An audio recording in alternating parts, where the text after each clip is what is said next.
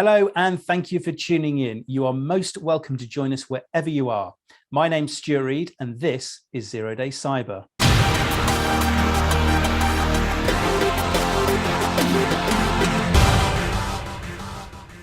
We explore different aspects of digital security on each show and examine what it could mean for you. Today's special guest in my virtual studios here is Andy Woolhead, Director at SANS in EMEA. Hi there, Andy, and welcome to the show. Good morning, sir.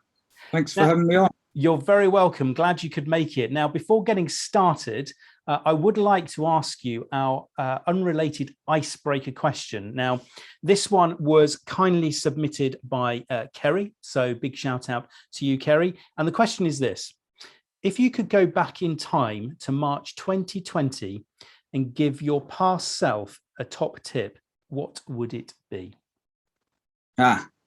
I would probably say invest in Andrex shares at the time.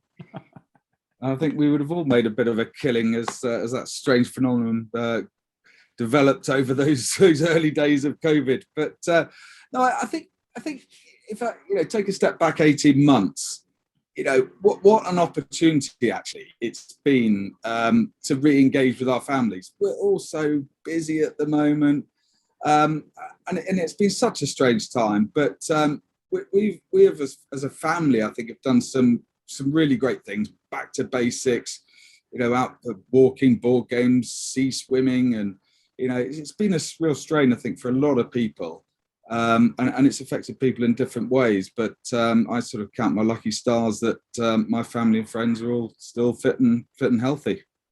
Excellent. Well, it sounds like you've made the most of the last 18 months or so, and certainly remaining active. Now, of course, one of the other things that has come to the forefront, particularly over the last 18 months, is of course, subject of cybersecurity. And cyber breaches, of course, have been making the headlines for quite some time now, and probably really focused within the last 18 months or so. And the theme that seems to underpin a lot of those is the theme of education. And it's one of those areas that's actively encouraged to reduce a breach in the first place. But given the amount of incidents that we continue to see happening day in, day out, is enough being done to educate employees, do you think? I don't think it is. It is a really wicked problem, though. I mean, technology's come so far in the last 20 years. I mean, I think I had my first mobile phone in, I think it was about 97, and my first computer around about that time. And one anecdote I remember is how far the computer operating system has come in that time, where, in the 80s you had Windows 1, and then 95, XP, 7, 8, 10. And during that same period, the human operating system hasn't evolved much at all. I think if you look at cars now, they tell you you're about to reverse into a post. The windscreen wipers come on when it starts raining, and you can tell your car where to take you. And yet we're still all very vulnerable to cyber attacks. So if you draw that analogy, yes, we've got multi-factor authentication and password managers, etc., but we're not using them enough. So I don't think enough is being done at the moment, and certainly more needs to be done.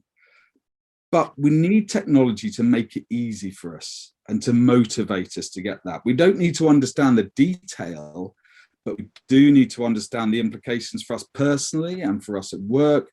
And we need to understand how to mitigate those. So no, I don't think enough is being done at all. And what you touch on there is that technology is becoming a big part of everyday life for everybody. With that, do you think that there is a sense perhaps that there's a level of apathy regarding cybersecurity? How do you make education around the subject interesting enough so that people are not just aware of the issues and the implications on the technology that they rely on day to day, but actively change their behaviours to play their part in reducing risk? Yeah, I'm glad you said behaviours there, because people often go straight to changing a culture. And of course, that doesn't happen overnight. And I think we have to get away from humans as the weakest link approach to humans are now the target. And we need to help you to avoid these attacks. So I think you're right in that attacks are, of course, not well understood by the majority of people.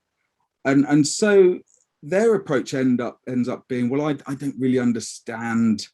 I don't want to admit that. I think it's all a bit too difficult to add two-factor authentication or password manager.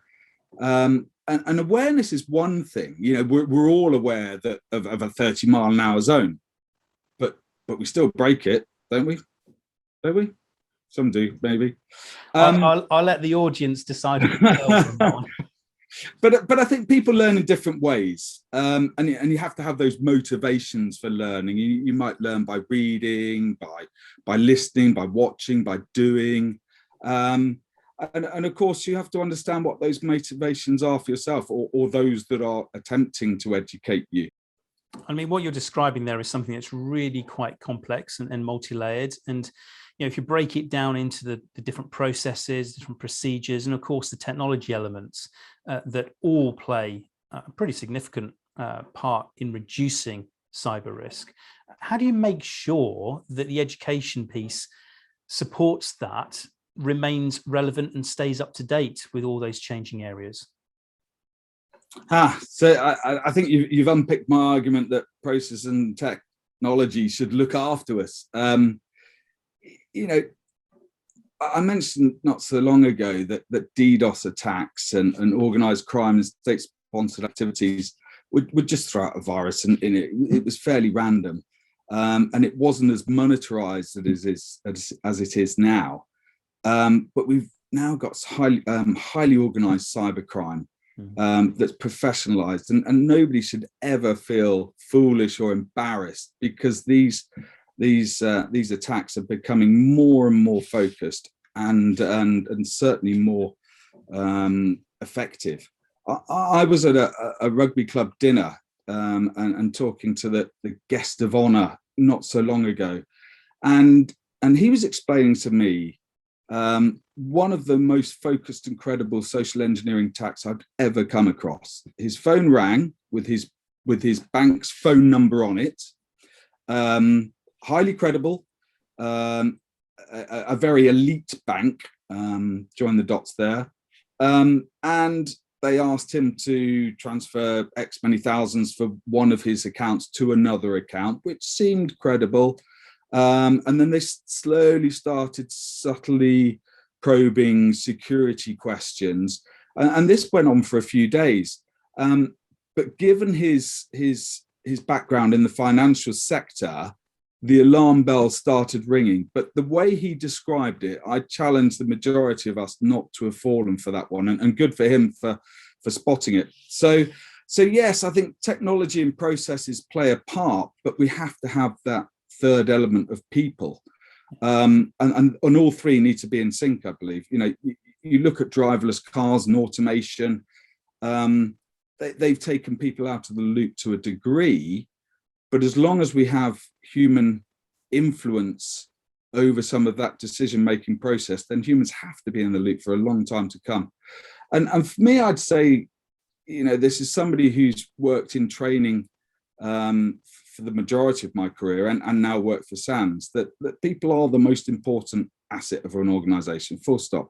And you also, you know, really emphasize the point there that cyber breaches, cyber attacks, in fact, can be quite complex. And the social engineering example you give there is another example of how there's a growing level of sophistication in the attacks that we have. So I guess there's two aspects to this. There's a general awareness education for cybersecurity, but then there's the deeper, more granular training programs, and also the accreditations to inspire and inform the next generation of cybersecurity experts, those experts that are going to be able to unpick, they're going to be able to identify, and they're going to be able to close down some of those more sophisticated threats on our behalf. So how does SANS raise the profile of these really important kind of more granular, deeper activities in the wider community?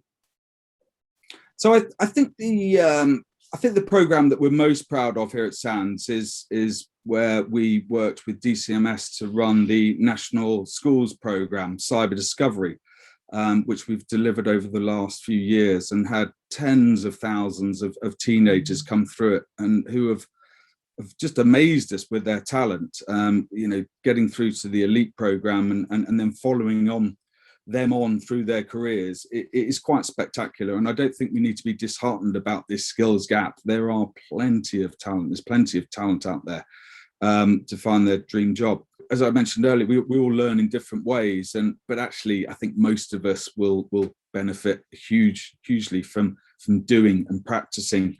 And we offer that both through the courses and we have a whole load of cyber range products. You know, up to the right hand edge of working with organizations on whatever APT they want to practice with, and we can build ranges and programs around that. Now, I'd also imagine, Andy, that a lot of our audience, or a big proportion of our audience, may be tuning in because they have a really strong interest in cybersecurity and the issues that raises, and consequently, they might be considering a career within cybersecurity. What advice would you give them, and where could they learn more about it? So SANS has a new to cyber field manual. Google it, SANS new to cyber field manual, and it gives all the top tips on how to get in there and a whole host of collateral that supports that.